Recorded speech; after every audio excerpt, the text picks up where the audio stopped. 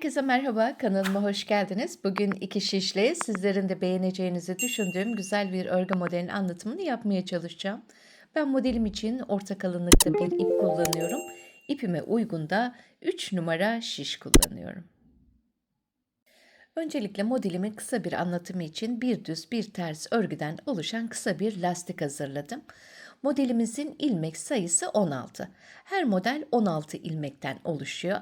İstediğiniz modele göre, sayısına göre 16, 16, 16 şeklinde ilmeklerimizi çıkartıyoruz. Modeli tamamlamak için mutlaka 6 ilmek ilave ediyoruz. Ben birer tane de kenarlara kenar ilmeği ekledim. Ben sizlere bugün bir model üzerinden anlatımımı yapmaya çalışacağım. Kenarlarda sağda ve solda ara model, ortada da bir tane ana modelimiz olacak. Örgümün ön yüzündeyim. İlk kenar ilmeğimi örmeden alarak başlıyorum. Öncelikle 6 ilmekten oluşan ara modelimi örüyorum. 2 ilmek ters. Bir defa artırma yapıyorum. 2 ilmeği birlikte sola kesiyorum. 2 ilmek ters. Şimdi burası bizim modelimizin ara modeli. 6 ilmeği ördükten sonra ana modelime geliyorum. Ana modelimiz 10 ilmekten oluşuyor. 10 ilmek düz. 1, 2, 3, 4, 5, 6, 7, 8, 9, 10. Şimdi bir ara model, bir de ana model olmak üzere toplamda 16 tane ilmeğimi bir model için örmüş oldum.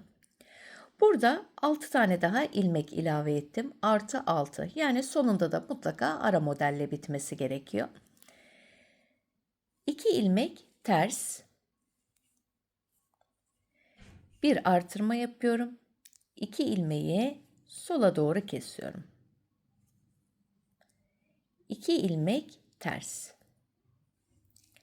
Şimdi burada da ara modelimi tamamladım. Devam etmiş olsaydım 10 ilmek düz örmem gerekiyordu yanına. Böylelikle ikinci modeli de bitirmiş oluyorduk. Kenar ilmeğimi de örüyorum ve modelin birinci sırasını ön yüzde tamamladık. Arka yüze geldiğimiz zaman arka yüzde ilmekler model bitene kadar hep düzler düz, tersler de ters olarak örülüyor. 2 düz ilmek örüyorum. 2 ilmek ters. 2 ilmek düz. 10 ilmek ters.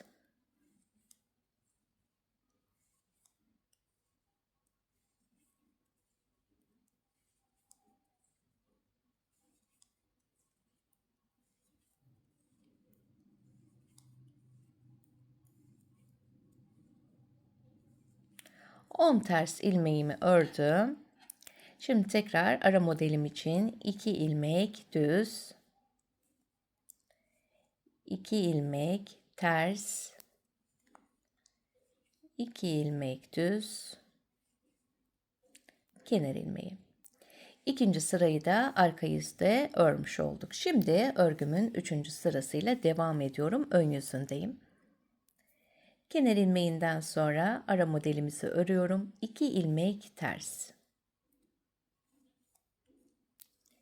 Başlangıçta öncelikle artırma yapıp daha sonra sola kesmiştik. Şimdi önce sola kesiyorum. Devamında artırmamı yapıyorum. 2 ilmek ters. 6 ilmeğimi ara modelim için örmüş oldum. Tekrar 10 ilmekten oluşan ana modele geldim. Bu sırada tekrar bütün ilmeklerimizi düz olarak örüyorum. 10 ilmek düz. 2, 3, 4, 5, 6, 7, 8, 9, 10. 10 düz ilmeğimi ördüm. Birinci modeli bitirdik. Şimdi tekrar ara modeli örüyorum. 2 ilmek ters. Burada da aynı şekilde öncelikle sola kesiyorum. Bir defa artırma yapıyorum. 2 ilmek ters. Kenar ilmeği. Üçüncü sırayı da ön yüzde ördüm. Dördüncü sıraya geldiğimiz zaman arka yüzde ilmekleri nasıl görüyorsak o şekilde örüp bu sırayı tamamlayalım. Şimdi son dördüncü sırayı da arka yüzde ördüm. Örgümün ön yüzüne geldim ve 5. sırasındayım. Toplamda düz ve ters örgülerimizi 4 sıra ördük. 2 sıra ön yüzden düz, 2 sıra da arka yüzde ters örüp 5. sıramıza gelmiş olduk. Kenar ilmeğimi burada örmeden alıyorum. 2 ilmek ters, bir tane artırma yapıyorum. Artırmalarımızı sağlı sollu yapıyoruz. Önce artırdım. Şimdi sola doğru kesiyorum. 2 ilmek ters. Şu ana modelde 4 sıra ördükten sonra artık kesme işlemi yaparak ilmeklerimizi eksiltiyoruz burada. Baştan ilk 3 ilmeği örüyorum. 1 2 3. 4 ve 5. ilmeği ikisini birlikte düz olarak örüp sola doğru kestim.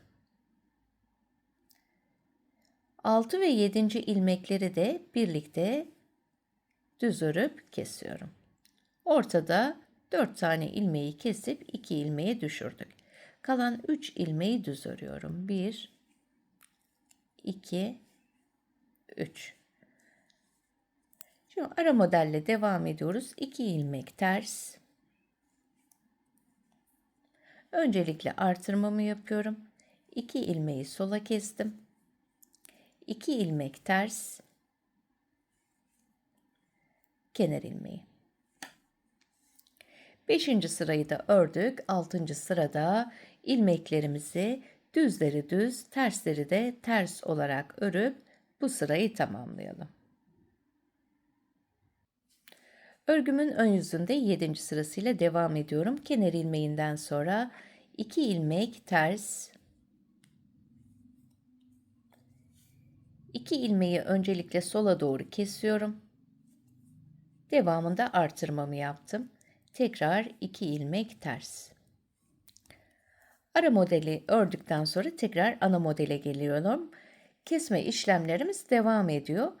3 tane düz ilmeğim var. Bunun 2 tanesini düz olarak örüyorum. Kalan düz ilmekle bir önceki kestiğim ilmeği de birlikte düz örüp kesiyorum.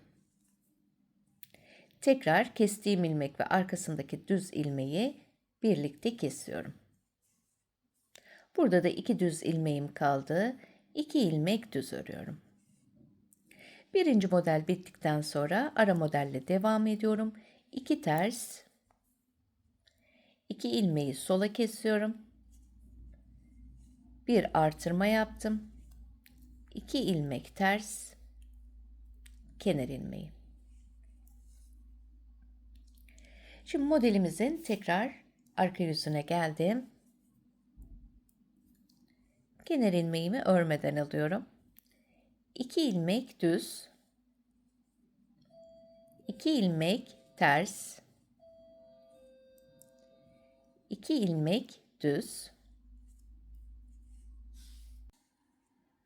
2 düzden sonra 6 ilmek ters, 1 2 3 4 5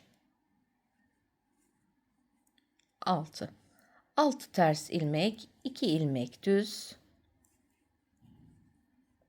2 ilmek ters, 2 ilmek düz, kenar ilmeği.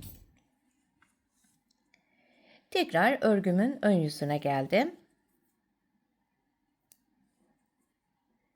2 ilmek ters. Şimdi artırmamı yapıyorum öncelikle. Daha sonra 2 ilmeği sola doğru bir kesim yaptım.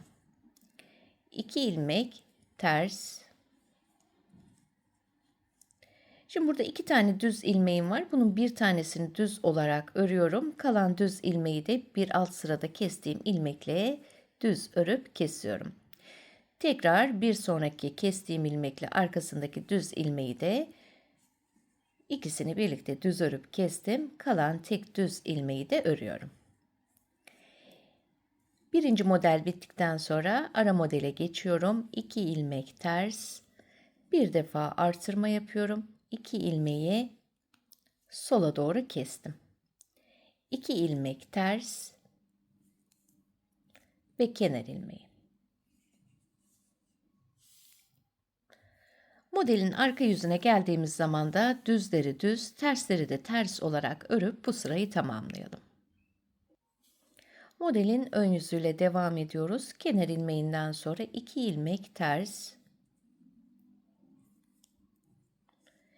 Şimdi öncelikle sola doğru kesiyorum. Devamında artırmamı yaptım. 2 ilmek ters. Burada son kez kesim yapıyoruz. Kalan düz ilmekle kestiğim ilmeği birlikte düz örüp kestim. Bir sonraki 2 ilmeği de aynı şekilde düz olarak örüp kesiyorum. Toplamda 2 tane ilmeğim kaldı burada. Devamında 2 ilmek ters. 2 ilmeği birlikte sola doğru kesiyorum. Bir artırma yapıyorum. 2 ilmek ters. Kenar ilmeği. Ön yüzde de sıramızı tamamladıktan sonra modelin arka yüzünde düzleri düz, tersleri de ters olarak örüp sırayı tamamlayalım. Örgümün ön yüzüne geldim. Modelde kesme işlemimiz bitti artık. Şimdi artık eksilttiğimiz ilmekleri çoğaltmamız gerekiyor. Kenar ilmeğini örmeden aldım. 2 ilmek ters. Bir artırma yapıyorum. 2 ilmeği sola doğru kestim. 2 ilmek ters. 10 tane ilmeğimden ara modelim için şu anda 2 tane ilmeğim kalmış oldu. Öncelikle ilmek çoğaltmaya başlamadan ilk birinci düz ilmeği örüyorum. Ördükten sonra aşağıya doğru şöyle iniyorum. Bakın böyle aralarda hep boşluklar var. En alt boşluğa geliyorum. En alttaki boşluğa indim. Ve buradan öncelikle bir tane ilmek çıkartıyorum. Ne çok sıkı ne de çok bol olacak şekilde ilmeklerinizi tam orta ayarda ayarlayabilirsiniz. Bir ilmek çıkarttım, bir doladım 2. Tekrar aynı noktaya geliyorum. Üçüncü ilmeğimi çıkarttım. Doladım 4. Tekrar aynı noktaya batıyorum. 5. Doladım 6. Tekrar battım 7. Son 8. ilmeği de dolayarak tamamladım. Zaten sağda ve solda da birer tane ilmeğimiz var. Böylelikle 10 ilmeği tamamlamış olduk. Kalan düz ilmeği de örüyorum. Şimdi burada ilmek sayımız 10'a çıkmış oldu. İlk modeli bitirdikten sonra ara model için 2 ilmek ters örüyorum. Bir artırma yapıyorum. 2 ilmeği sola kestim. 2 ilmek ters ve kenar ilmeği. Şimdi modelin son sırası, arka yüzündeyim. İlmeklerimi gördüğüm gibi örüyorum. Birlikte örelim son sıramızı. Kenar ilmeğimi aldım. 2 ilmek ters, 2 ilmek, 2 ilmek düz, 2 ilmek ters, 2 ilmek düz. Şimdi burada 10 ilmeğe tamamladığımız ilmekleri arka yüzde ters olarak örüyoruz. 1, 2, 3, 4,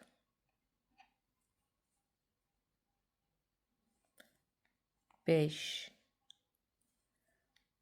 6,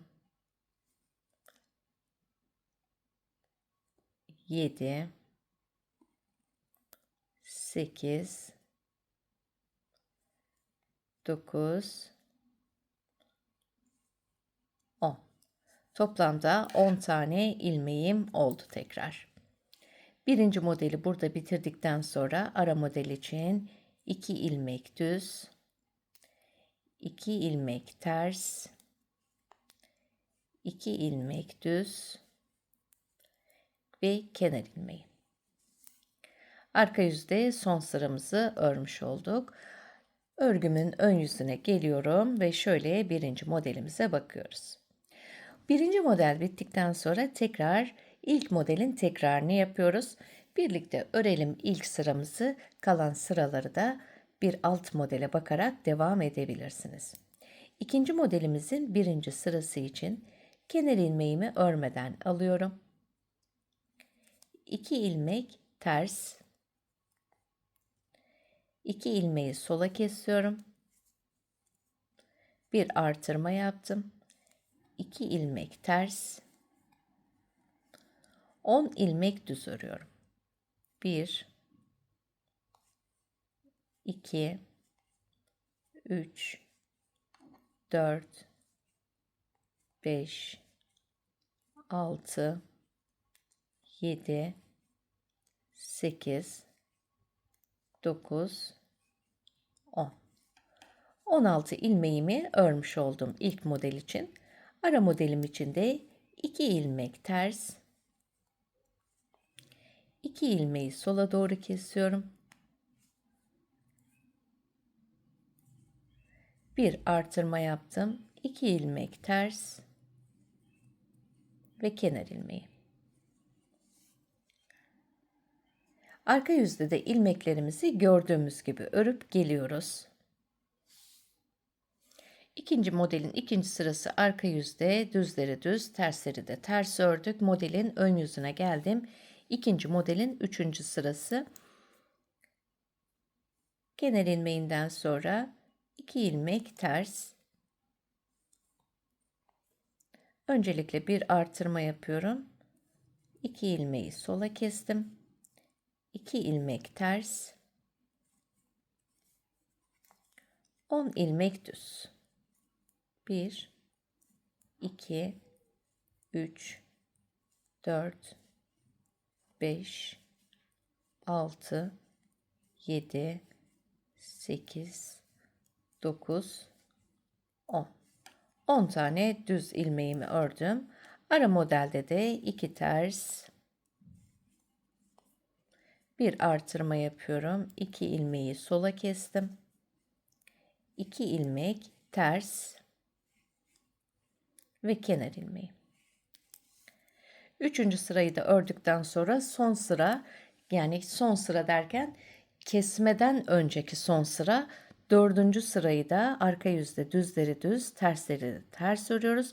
Daha sonra da kesme işlemine başlıyoruz. Şimdi arka yüzü de örelim. Örgümün ön yüzüne geldim. Şöyle saydığımız zaman 1, 2, 3, 4. 4 sıra ördükten sonra kesmeye başlıyoruz. İlk kesme sırasını birlikte örelim. Kenar ilmeğimi aldım. Öncelikle ara model için 2 ilmek ters, 2 ilmeği sola kesiyorum. Bir artırma yaptım. 2 ilmek ters. Şimdi ara modeli ördükten sonra ana model için baştan ilk 3 ilmeği düz örüyorum. 1 2 3 4 ve 5. ilmeği birlikte düz örüp kestim. 6 ve 7. ilmekleri de aynı şekilde ikisini bir örüp kestim. Kalan 3 ilmeği düz örüyorum. Model bu şekilde ilerleyecek. Kesme bittikten sonra da en alt sıradaki boşluktan toplamda 8 tane ilmek çıkartıp modeli tamamlayacağız. Evet arkadaşlar, modelimizin anlatımını yaptım. Umarım anlaşılır olmuştur. Bu modeli de sizlere fikir olması için angora tarzı bir iple örerek hazırladım. Herhangi bir beden ölçüsü yok. Tamamen fikir amaçlı hazırlandı. Başlangıçta boncuk ilmek atma tekniği kullandım. Bir düz bir ters tekstil tipi lastik ördüm. Hem kenar patı için hem lastik için. 2,5 numarada şiş kullandım. Arka yüzüne de şöyle bakalım. Arka yüzden de görüntüsü bu şekilde. Çeyizlik yeleklerde, günlük hayattaki yelek, hırkalarda örebileceğiniz güzel bir model. Çocuk örgülerinde de değerlendirebilirsiniz. Umarım sizler için faydalı bir video olmuştur. Bir sonraki yeni videomuzda tekrar görüşmek üzere. Kendinize çok iyi bakın. Hoşça kalın.